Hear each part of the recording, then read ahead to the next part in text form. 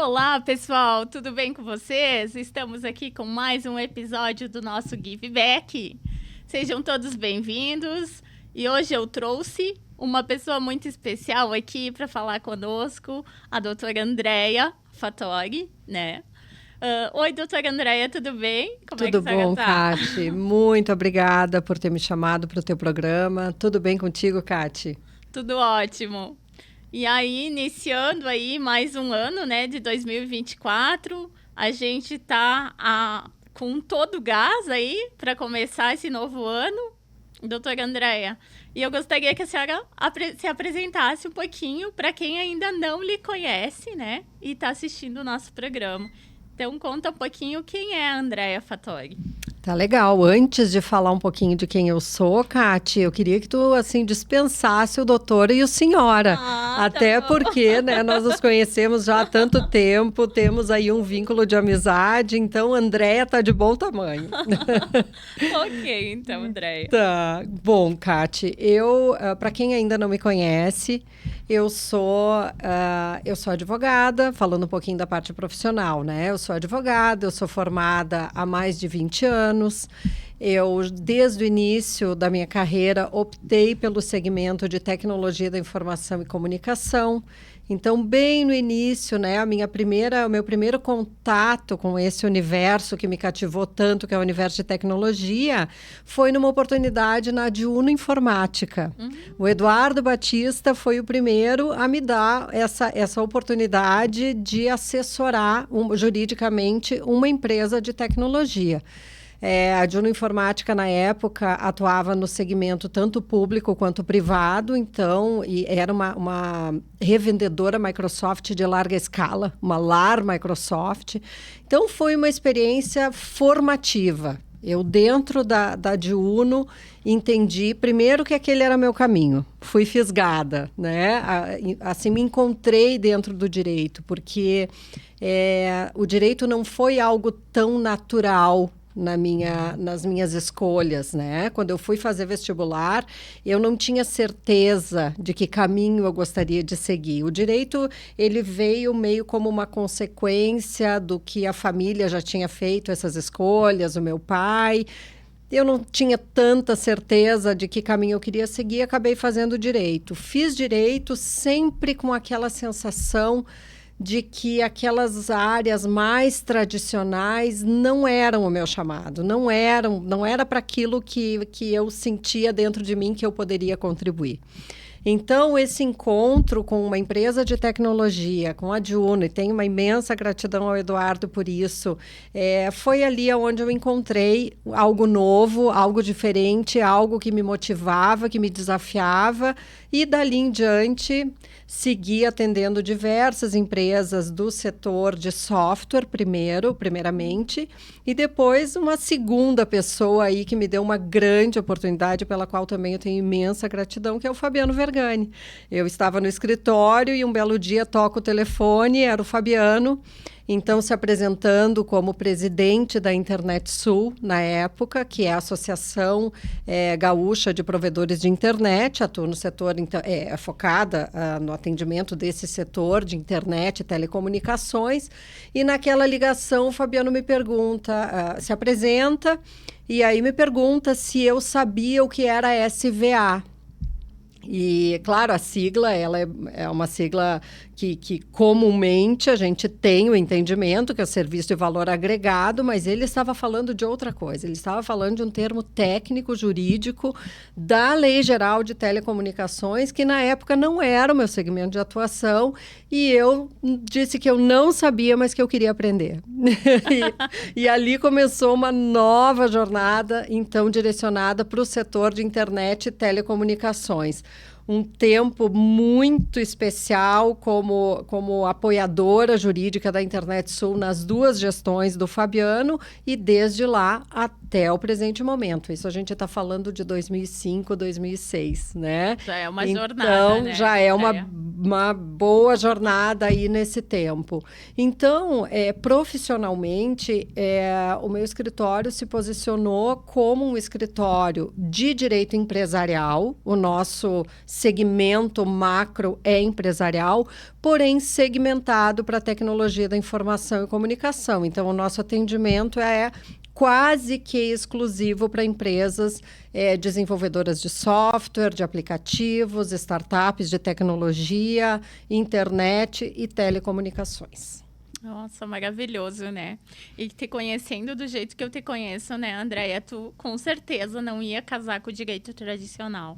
Porque tu tá sempre procurando inovar. Tu sempre inova algo diferente, tu sempre tá participando dos grandes eventos. Tu tá sempre fazendo algum curso, se aperfeiçoando. Tu é uma profissional top, né? Que todo mundo fala. Então, é isso mesmo, né? Mas eu queria saber também um pouquinho da Andréia. Da onde veio a Andréia? Então, né? Vamos falar um pouquinho da pessoa, né? Que isso. Sem a pessoa não tem a área profissional, não tem a pessoal, não tem nada, né, Kátia? A gente precisa entender quem a gente é a partir das nossas raízes, né? A André, então, é uma vacariense, né? Eu sou natural de Vacaria. Eu nasci e fiquei em Vacaria até os meus 19 anos. Tenho uma identificação muito grande com a minha terra, um amor muito grande por aquela terra. Tenho muitos amigos ainda que moram em Vacaria. Lá passei toda a minha adolescência. E aí a faculdade eu iniciei em Vacaria, fiz parte dela em Itajaí, morava em Balneário Camboriú. E o último ano eu fiz em Caxias do Sul, na UX, porque na época o meu pai ele tinha um cartório, ele era escrivão de um cartório estadual e foi transferido para um cartório privatizado da Justiça, na época em que alguns cartórios eram privatizados, e o meu pai era escrivão de um desses cartórios e veio, enfim, transferido para Caxias do Sul. Nessa época eu vim também e fiz o último ano, então, de faculdade em Caxias do Sul. Naquela época, terminando faculdade, eu gostava muito de viajar, né? Mesmo antes de encontrar um caminho profissional, eu sempre fui bastante curiosa. Eu acho que é uma característica que tem a ver, como tu fala, com a inovação, né, Kátia? Quando a gente tem curiosidade pelas coisas. Então, eu gostava muito de conhecer outras culturas, de me integrar a outras culturas. Então, tive uma oportunidade em que eu fiquei um tempinho nos Estados Unidos e tive também uma outra oportunidade que eu fiquei um tempinho na Europa. Esses dois momentos foram também muito importantes para mim, porque foram momentos assim de descolar daquela estrutura familiar, né, e daquela proteção que a gente tem dentro de casa e viver experiências por mim mesma. Antes de ir para a Europa, eu conheci o meu marido. E nós, então, nos conhecemos, começamos a namorar, aí eu fui para a Europa, ele também foi, na época, mas para outro país, eu fui para a Itália, ele foi para a Iugoslávia. E no retorno, enfim, voltamos a namorar e casamos e tivemos 2 filhos, então, e aí vem também um pedaço da minha história pessoal, né? Já estamos casados aí há 21 anos, né? E essa é a Andréia. Então, eu sou uma pessoa muito família, eu gosto muito de ficar na minha casa, eu gosto muito de animais, eu tenho uma predileção por cães, gosto muito assim, de estar com os animais e cuidar deles e cuidar da casa. Então, eu não sou muito... a minha preferência é sempre por estar em casa. Eu gosto muito do ambiente familiar e gosto muito de estar em família. Tu deve ser aquela pessoa que recebe os amigos, que gosta de fazer isso, agradar, fazer várias comidas boas também. Falou tudo, Kátia. Eu gosto de cozinha, tanto que e aí a gente começa com as misturas, né, da vida pessoal com a vida profissional. Logo no início da minha carreira, eu sempre tive uma certeza muito grande de que eu queria ter filhos. E aí eu sempre pensei, meu Deus, como é que eu vou conciliar, né, a minha vida profissional com a minha vida pessoal, com a minha vida como mãe, né? Eu não queria estar tanto tempo fora de casa. Então, para muito, muito, muito antes da pandemia, minha filha fez 21 anos ontem, a Guilhermina, então é muito tempo atrás mesmo, eu já optei por fazer um trabalho, primeiro híbrido, um pouco no escritório, um pouco em casa, e depois, assim, quase que 100% do meu tempo em home office. Isso me deu a possibilidade, Kati, de fazer esse atendimento assim super próximo que eu gosto, tanto com a minha família como com o meu cliente, porque me deu mais tempo. Eu ganhei tempo, e esse ganho de tempo, a gente sabe que tempo é vida, né? Então, esse tempo é dinheiro. Tempo é precioso. É precioso. Então, quando você ganha tempo para si mesmo, tempo para as pessoas que você ama, tempo para planejamento, tempo para pensar, tempo para descansar, né? Então, eu acho que foi uma decisão que ela foi um pouco difícil em alguns momentos, porque nem sempre assim o mercado está pronto para algo que você traz que é diferente. Então, você tem esse momento de colocar as tuas escolhas e ser aceito por alguns e não por outros, né? Mas tu já estava pensando na frente, né, Andréia? Porque depois veio a pandemia e tu já estava preparada para isso, porque tu já estava híbrido, um pouco no escritório, um pouco em casa. E aí, isso tu conseguiu ajudar também teus clientes, né? Com certeza. Verdade, Kati, porque esse fato de estar em home office desde muito cedo me fez buscar aliados como a própria tecnologia.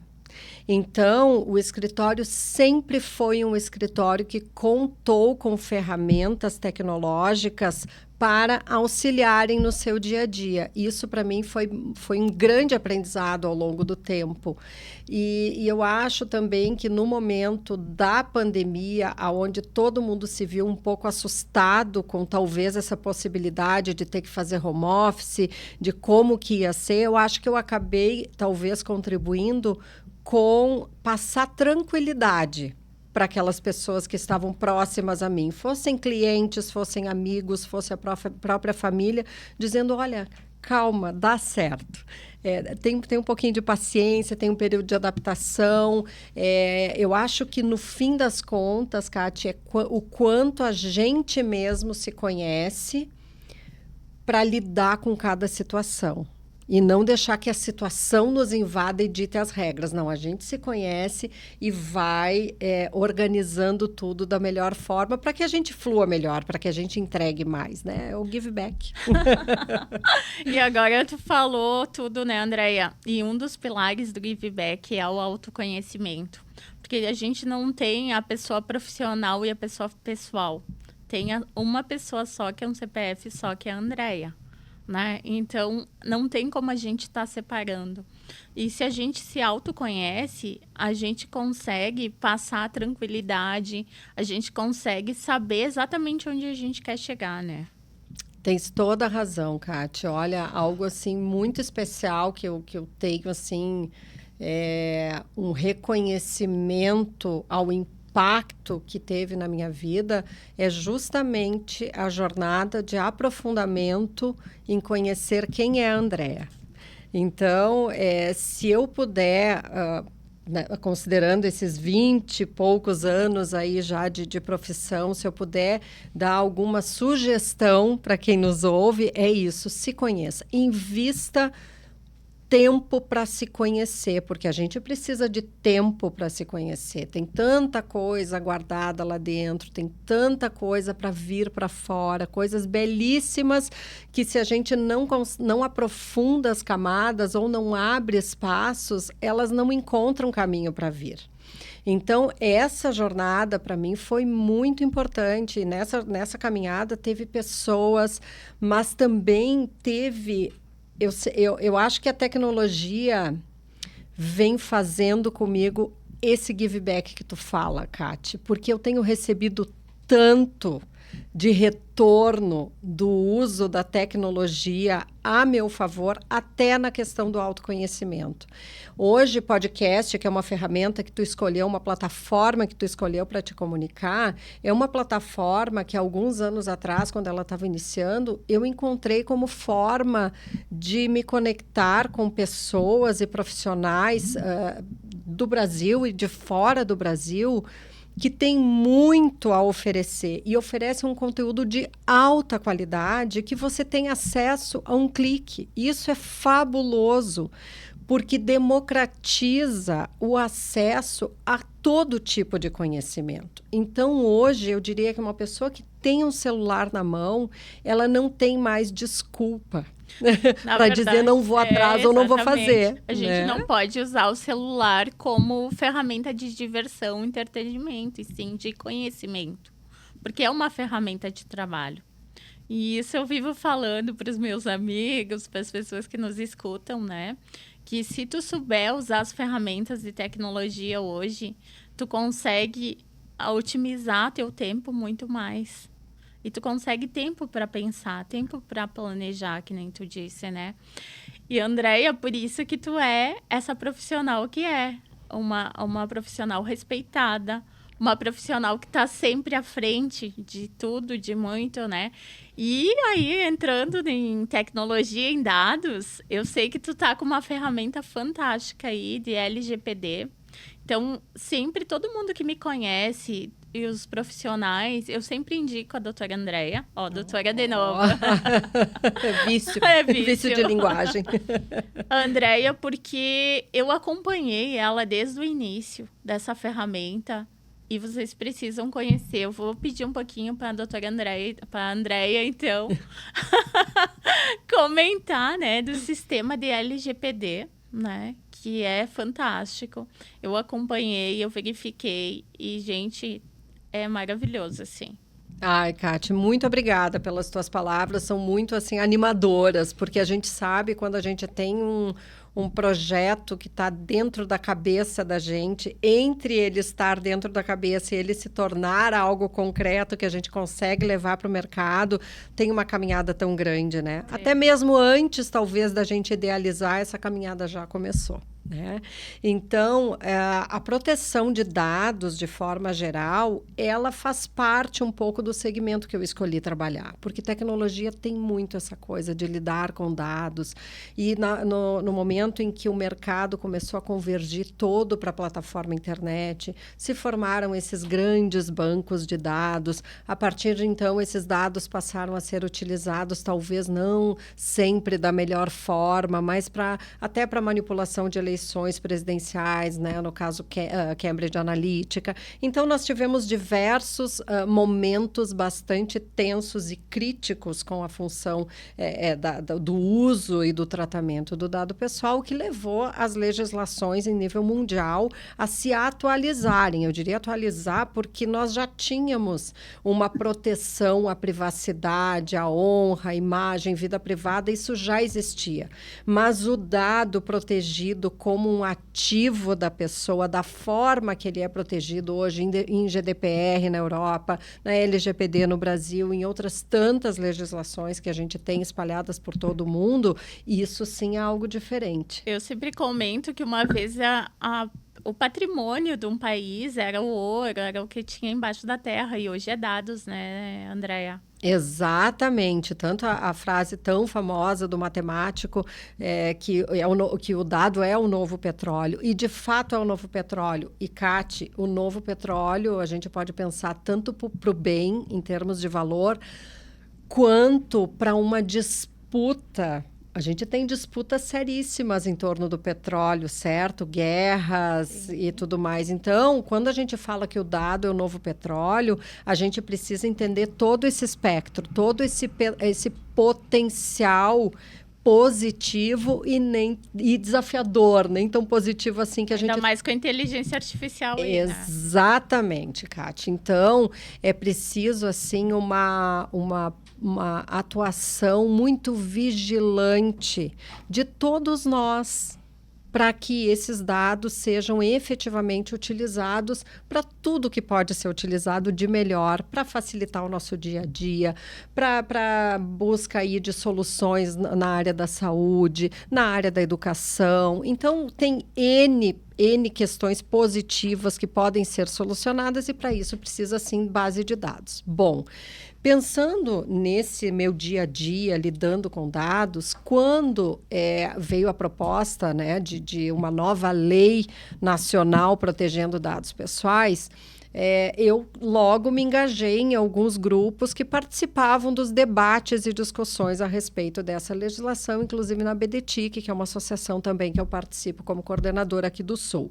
Bom, desses debates todos, eu comecei a sentir um certo desconforto com a lei, pensando no meu cliente, porque, claro, tu pensa no cliente, como é que ele vai conseguir implantar isso? É muita coisa, vai ser pesado, vai exigir um investimento grande de horas, de recursos, de pessoas. E foi nesse pensamento que começou a surgir a ideia de ter um sistema. E claro que aí vem toda a bagagem de trabalhar com empresas de software, né, já também há tanto tempo. Eu acho que, de certa forma, aquele ambiente do desenvolvimento de sistemas também sempre criou uma certa intenção dentro de mim de talvez algum dia ter um software.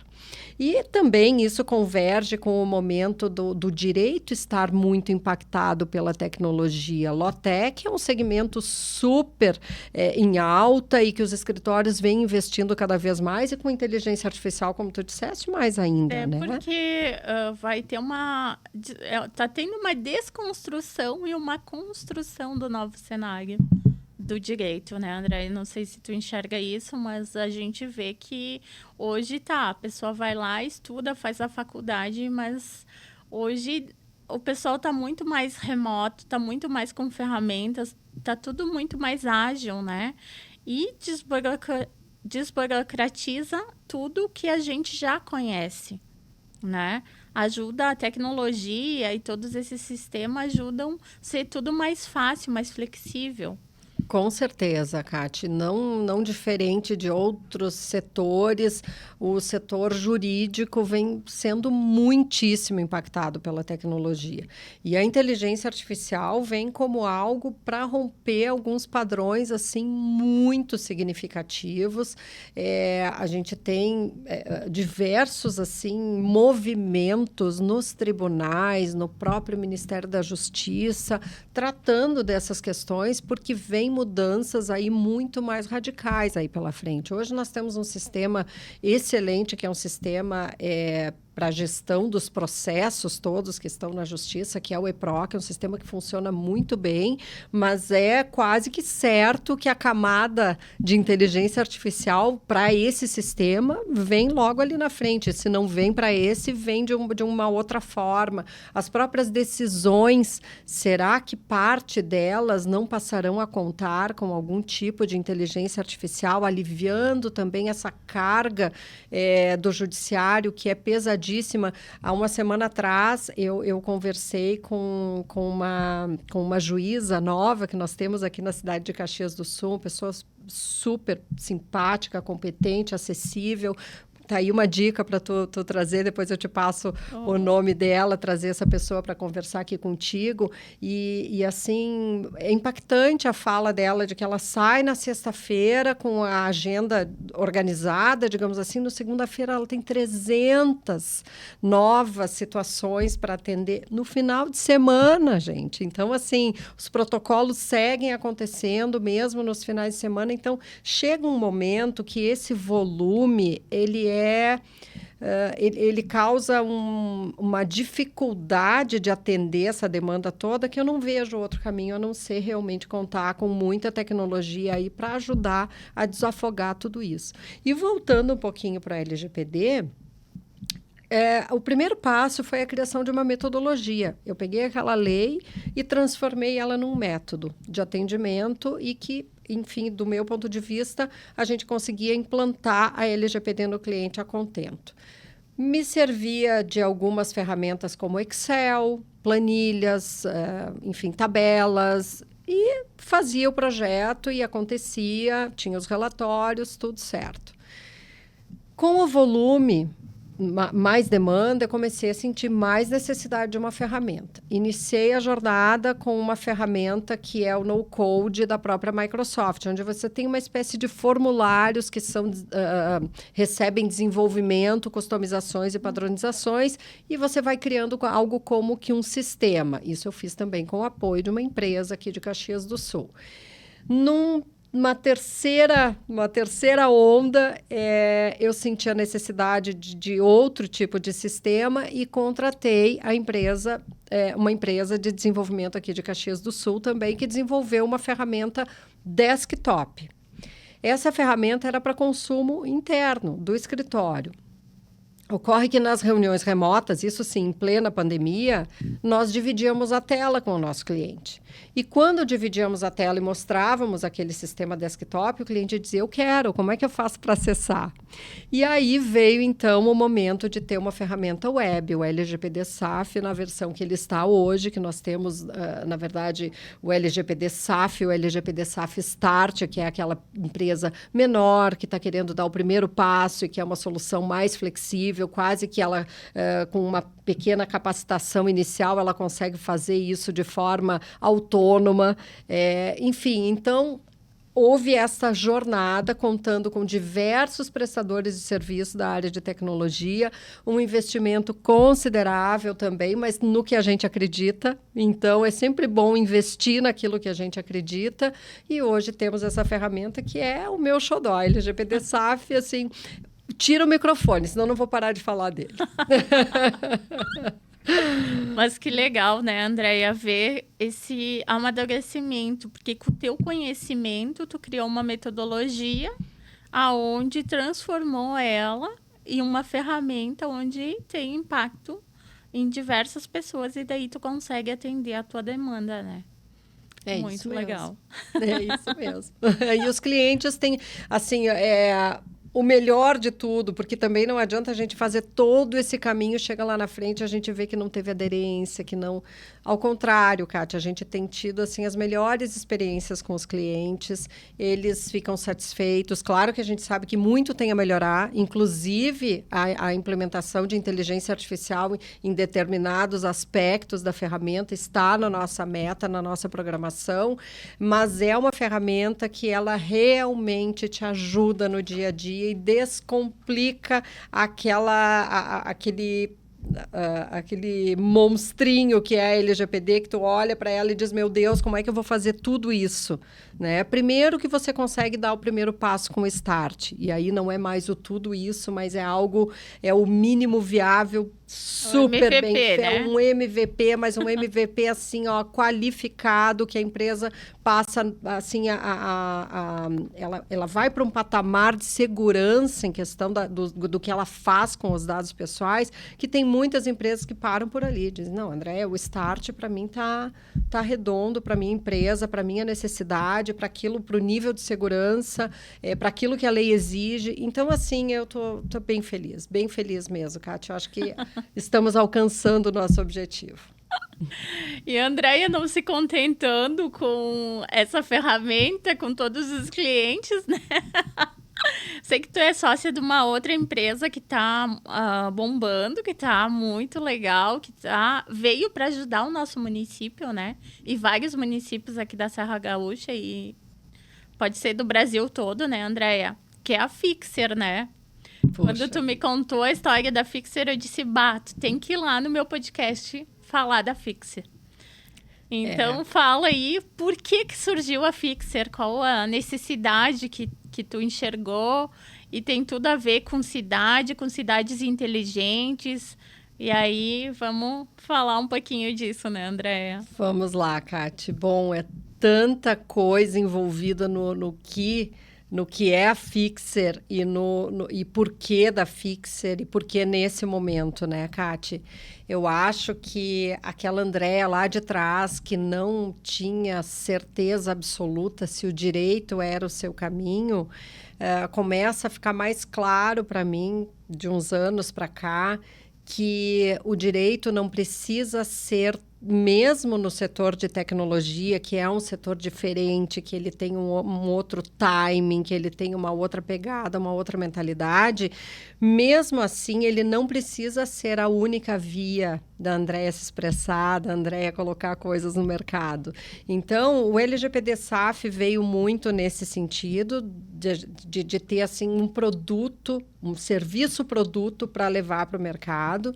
E a Fixer, ela vem como uma resposta a uma necessidade premente da sociedade brasileira por uma organização da fiação que vai nos postes. Mas a Fixer não foi uma ideia da Andrea. Na Fixer eu conto com 3 sócios, um deles o Fabiano Vergani, o Ivonei Lopes e o Guilherme Varasquim, que é engenheiro. Bom, quem não conhece a história do Fabiano Vergani, mas acredito que já é uma pessoa assim, que a história dele é bastante conhecida, mas ele teve provedor de internet aí por muitos anos. Foi um dos primeiros provedores de internet do nosso estado, o primeiro aqui da Serra Gaúcha, e nessa caminhada, como todos os 20 mil provedores de internet do nosso país, ele teve que lidar com a situação poste. O que é lidar com a situação poste? É poder exercer o direito que o provedor tem de colocar o seu fio no poste, sendo que esse poste é administrado pela concessionária de energia. Ocorre, Cati, e eu preciso te contar um pouquinho dessa história para que faça sentido te dizer o que é a Fixer. Lá atrás, no momento em que houve a privatização das telecomunicações no nosso país, lá por 95, o que aconteceu foi que a legislação ela se construiu pensando em 4, 5 grandes operadoras, que o Brasil foi fatiado em regiões, cada região foi assumida por uma dessas grandes operadoras de telecomunicações, e assim iniciou, primeiro com o serviço de telefonia fixa. Um pouquinho mais adiante com a internet discada. Os mais antigos lembram daquele barulhinho da internet o telefone que o pai botava a chave. Exatamente. E que a gente se conectava com aquele mundo novo sem entender muito do que se tratava ainda. Ocorre que naquele momento, pequenas empresas passaram a fazer o SVA, que o Fabiano me falava, que é a conexão à internet.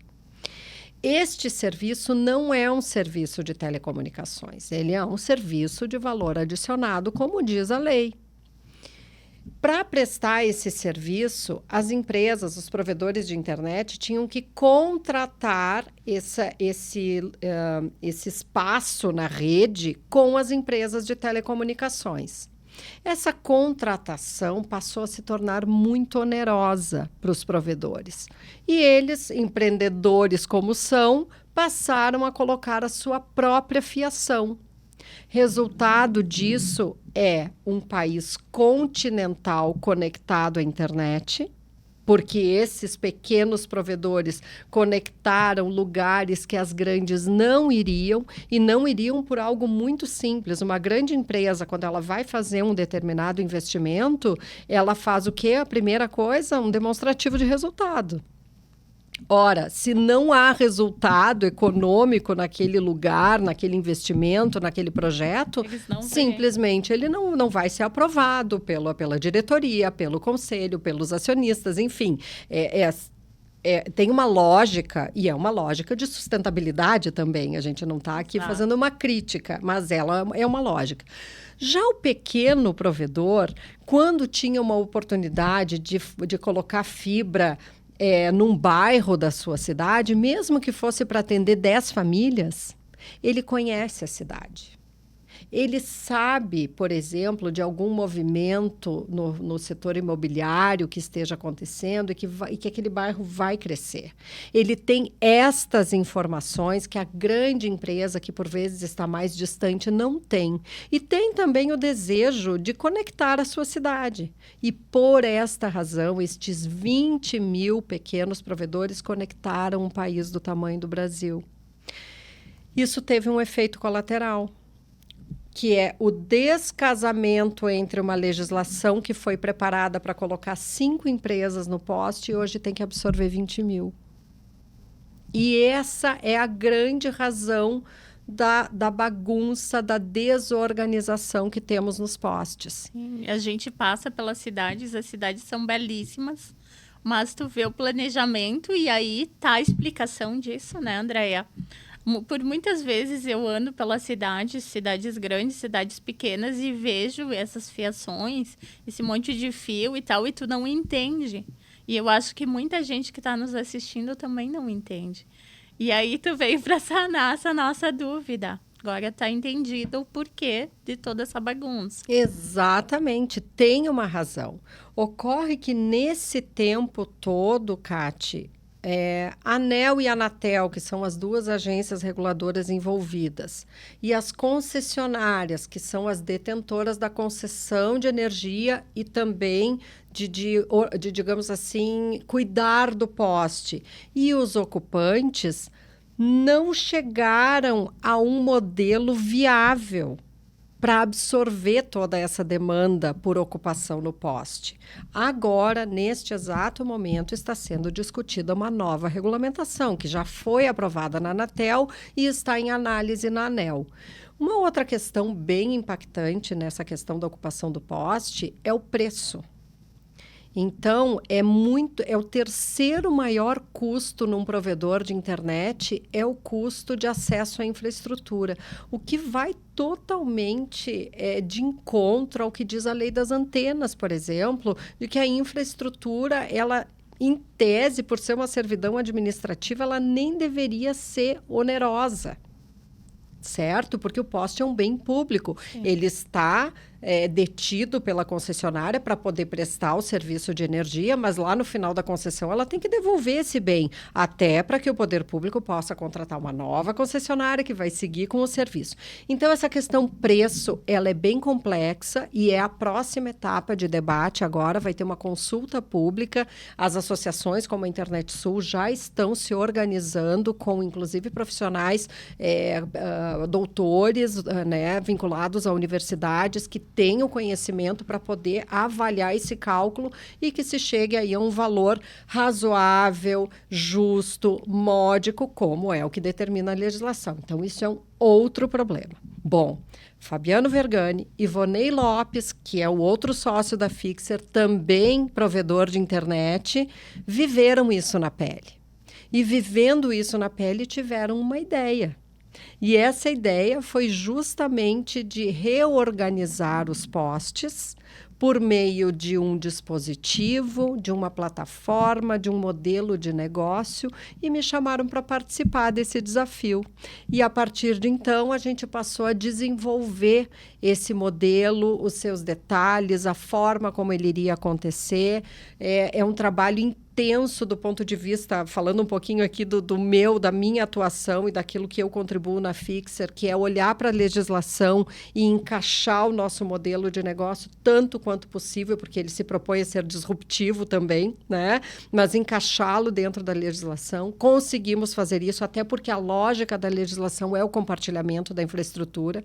A lei é muito clara ao dizer que a infraestrutura ela deve ser organizada de forma a permitir o compartilhamento pelo maior número de interessados possível. Esse é o pilar da Fixer. Ela é uma startup, Andréia? Ela é uma startup, ela foi constituída como startup, já também nessa lógica de acessarmos sandbox regulatórios, de acessarmos fundos específicos de startups. Então, nós estamos assim muito imersos no segmento de inovação. É assim que a Fixer deseja se posicionar, como uma empresa de inovação em compartilhamento de infraestrutura. Para nossa alegria, Caxias do Sul, por meio da Secretaria de Desenvolvimento Econômico e Inovação, publicou o decreto do sandbox regulatório e nós somos a primeira empresa a submeter um projeto para participar desse sandbox regulatório. O nosso secretário, Elvio Gianni, recebeu o nosso projeto, ele, a sua equipe, a diretora, Raíssa, está sob análise, claro, passando por um processo administrativo. Nós não não sabemos qual será o resultado, se poderemos ou não implantar, mas já é uma grande alegria poder participar de um projeto como este, Cátia, e na nossa cidade. Isso pode significar o primeiro projeto de sandbox regulatório em compartilhamento de infraestrutura do Brasil. Lembrando que a ANEEL fez um processo de sandbox regulatório específico para compartilhamento e não foi adiante.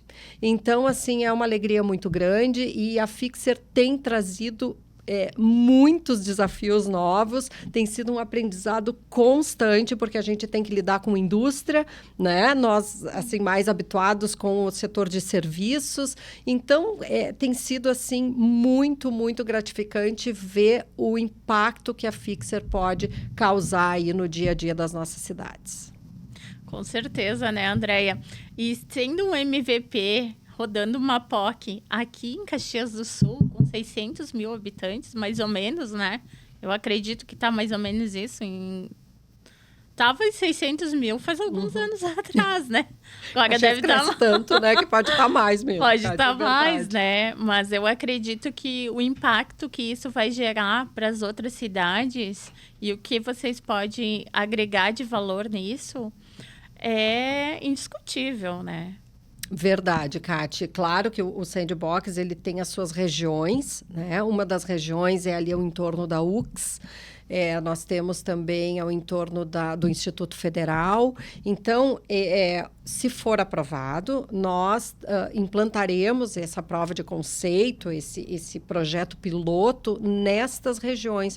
Agora, imagina só, Cátia, a gente poder ver o poste como ele é hoje, desorganizado, bagunçado, gerando risco à população, enfim, poluição visual e do ladinho, assim, a gente poder comparar com um poste, com gestão, com governança, com um aplicativo. Então, assim, a Fixer, ela tem pilares, Cátia, e um dos pilares mais importantes é o alinhamento com conceitos ESG. Então, esse impacto social que a gente deseja, sustentável com a Fixer, de fazer com que esses negócios dos provedores, né, porque faz parte do negócio dele, é um custo enorme para ele colocar o fio lá. E no momento que ele vem para a Fixer é uma aliança, é Fixer Alliance do Brasil. Quando ele vem para essa aliança, ele já entra numa economia compartilhada, ele já começa a reduzir os seus custos, ele já começa a ter uma outra forma de gerir esse negócio. Isso para nós é muito importante. A questão da governança, a questão também de redução de poluição visual e de periculosidade. Então, tudo isso para a Fixer é pilar. Eu acredito que mexe também na nossa economia circular, economia criativa. Tudo isso impacta. E para os nossos empresários também, né, Andréia? Acredito que vocês têm que ter e pedir muito apoio para eles também, porque eles têm que enxergar, eles têm que conseguir olhar para que vocês estão fazendo o melhor para a cidade. Vocês estão querendo deixar um legado. A Fixer não é só uma empresa, só uma startup. E sim, ela tem uma alma aí, que eu estou vendo por tudo, né? Que é deixar a nossa cidade mais bonita, a nossa cidade com mais visitantes, porque a gente tem que pensar muito no turismo também, né, Andréia? Então, o que tu poderia pedir aí para os empresários que estão nos escutando, que estão nos ouvindo, os nossos internautas? Olha, Cátia, como eu te disse, a Fixer é uma aliança. A gente modelou esse negócio pensando em diversos atores. Então, nós temos desde aquele que vai ser um fixer âncora no poste, e isso tem uma descrição, tem um conceito. Nós temos os fixer partners, que são os nossos parceiros no projeto. Nós temos os fixer investidores. Então, assim, a Fixer é uma aliança. E como aliança, ela tem espaço para quem se identificar com o projeto e desejar participar de alguma forma. Tu falaste em economia circular, e eu vou parar um pouquinho aqui, Cátia, para te dizer que uma das vertentes muito significativas da Fixer é a questão da reciclagem. Porque hoje a gente não tem estabelecido como padrão a higienização dos postes. Nós temos, inclusive, movimentos fantásticos, como a campanha Poste Limpo da Internet Sul, onde os provedores se unem para fazer higienizações periódicas no poste, manter ele mais organizado. Nós temos o próprio SOS em Caxias do Sul, que é um grupo formado para esse propósito também. Mas e esse lixo? Para onde leva? Como descarta? É possível reutilizar? Não é possível? Então, a Fixer tem uma linha do seu negócio, é justamente essa economia circular. Então, como eu te disse, a Fixer está sendo um super laboratório, onde a gente está, mas é um laboratório, Kati, muito bem planejado, viu? Em cada área, em cada segmento da Fixer, nós temos especialistas nos apoiando. Então, existe um movimento da Fixer também junto ao UX Grafeno, porque a nossa intenção é fazer um dispositivo que seja, do ponto de vista dos elementos que o compõem, o mais moderno e disruptivo possível. E, para isso, a gente conta com o Diego Piazza para nos ajudar nisso tudo. Nós temos a TecnoUX envolvida nisso, o César nos dando maior apoio também no projeto. Então, assim, a gente nota que a Fixer ele é um projeto que une as pessoas para compartilharem, inclusive, todos os resultados aí que eu espero que venham para todos nós. Com certeza, vai ser um projeto de sucesso, não tenho dúvidas disso, né, Andréia? E que os nossos empresários, nossas instituições, né, de ensino possam apoiar vocês aí e que esse projeto, que tu volte aqui daqui 6 meses me falando da colheita desse projeto, né? De tudo que já ocorreu. Então, fico muito feliz mesmo, Andréia. E também, a Andréia está dentro do comitê, né, do Estado das cidades inteligentes, né? Porque, explicando um pouquinho, a gente está dentro do Inova RS, eu faço parte do comitê estratégico também. E a Andréia foi convidada para ser líder do comitê das cidades inteligentes, né? Onde a gente trabalha as cidades inteligentes, a gente trabalha a indústria 4.0 e a gente trabalha turismo, né? Que são 3 aspectos aqui do estado com grande relevância que a gente precisa dar destaque porque é o nosso futuro, né, Andréia? Então, como Inova RS, como líder ali do comitê das cidades inteligentes, fala um pouquinho o que vocês estão fazendo, o que vocês estão buscando, quais os projetos que estão vindo aí. Claro. Bom, Kati, falar de Inova RS, de cidades inteligentes, faz muito um link com algo que, desde o início da minha atuação profissional, eu tive como certeza, que era a proximidade com as associações. Do meu ponto de vista, uma forma da gente cumprir a nossa função social como cidadão, como pessoa, como profissional, é justamente a gente retornar. É esse give back que tu fala, que eu amei essa marca. Ela fala de nos tornarmos melhores e devolvermos aquilo e o tempo todo essa energia circular. Então, Kati, desde o início eu tive essa certeza que estar próxima às associações, oferecendo o meu conhecimento, era uma forma de devolver tudo aquilo de bom que eu recebia. Então, desde o início estive sempre muito próxima do Trinopolo, da Internet Sul, da ABDTIC e agora mais do Acelera Serra num determinado momento e outras tantas que passaram e tiveram os seus momentos e depois não permaneceram, mas foram muito importantes naquele momento por diversas razões. E agora, mais recentemente, há 2 anos, eu acho já, eu me integrei ao projeto do Inova RS, que eu acho um projeto fantástico, que mudou a cultura da inovação no nosso estado. Basta ver os rankings, como o estado está melhor ranqueado. Ele hoje é um estado que se destaca em questões de inovação e tecnologia, algo que a gente já sabia, mas precisava um programa, precisava uma plataforma, precisava faltava uma organização. E hoje nós temos o nosso Inova-RS levando para o nosso estado apoio, incentivo, todos os editais. E quando eu entrei, eu já entrei direto no eixo de cidades inteligentes, participando e um pouco tempo depois, houve uma transição daquela liderança.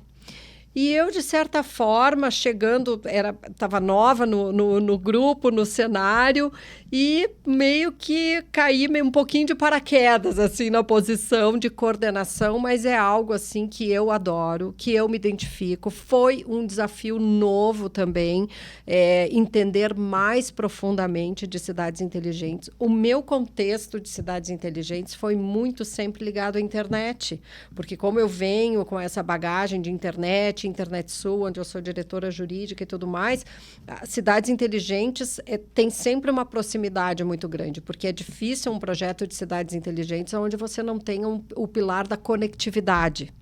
E hoje uma conectividade multisserviços que abrace aí questões de IoT, enfim, né? Não basta mais só aquela conectividade comum do dia a dia, né? Precisamos conectar coisas, precisamos conectar pessoas, máquinas, enfim. Então, quando eu cheguei no Cidades Inteligentes, eu acho que a minha primeira, talvez, devolução ou primeira entrega foi justamente aproximar ainda mais esses conceitos da questão da conectividade. Mas já vinham sendo desenvolvidos projetos fantásticos ali, como o da coleta de dados com IoT, liderado pela UX, como o ICT. Hoje, os projetos... A própria Fixer é um projeto apoiado pelo Inova, porque tem muita sinergia em função de organização e governança nas cidades. E um projeto super importante que nasceu no Cidades Inteligentes, e que vem tomando forma e vem tomando corpo, é o projeto dos territórios. Então, hoje, o Cidades Inteligentes está muito focado em fazer as conexões necessárias e as aproximações e apoiar no que estiver ao seu alcance para que o projeto Territórios Inovadores seja implementado na Serra Gaúcha, que é justamente levar para os territórios com mais necessidades de tecnologia, de inovação, de desenvolvimento, levar projetos com impacto social positivo. Que legal, né, Andréia? Eu sei que tu esteve em Curitiba participando, né, de uma feira de cidades inteligentes. Curitiba hoje é considerada já uma cidade bastante avançada, né? Nessa área.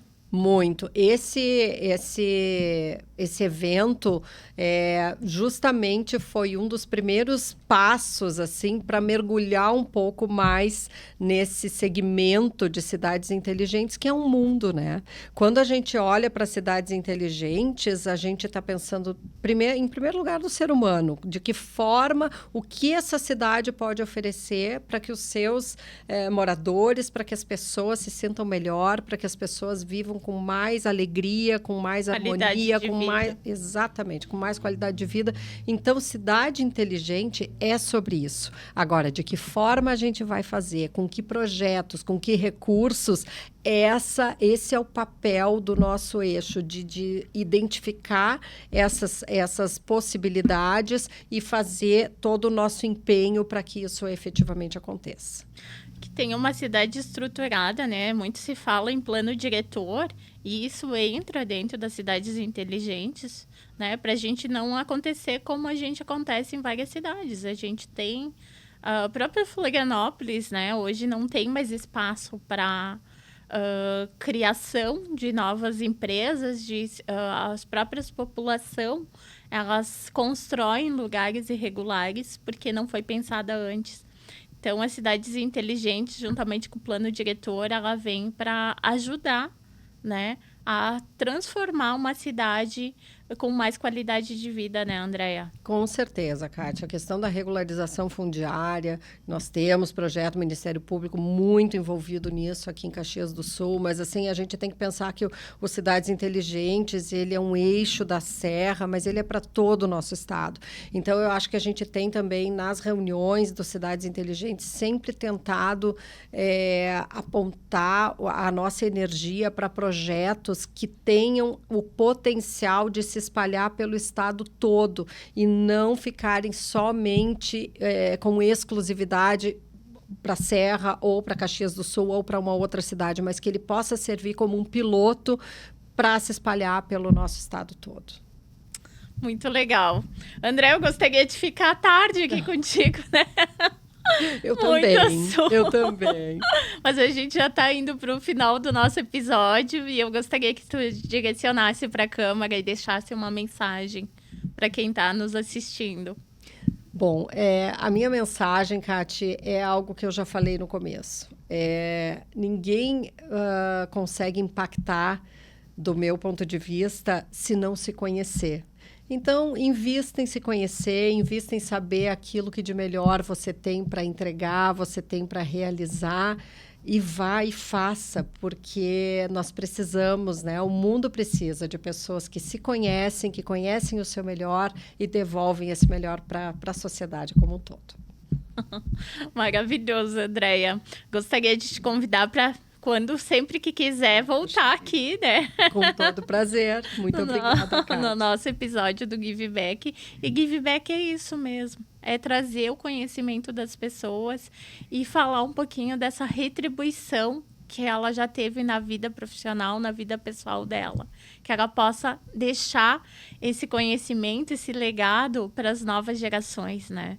É isso que a gente quer aqui, que muitas pessoas, através dos nossos programas, dos nossos episódios, se enxerguem e cresçam junto com a gente, né? Que a gente consiga impactar milhões de pessoas.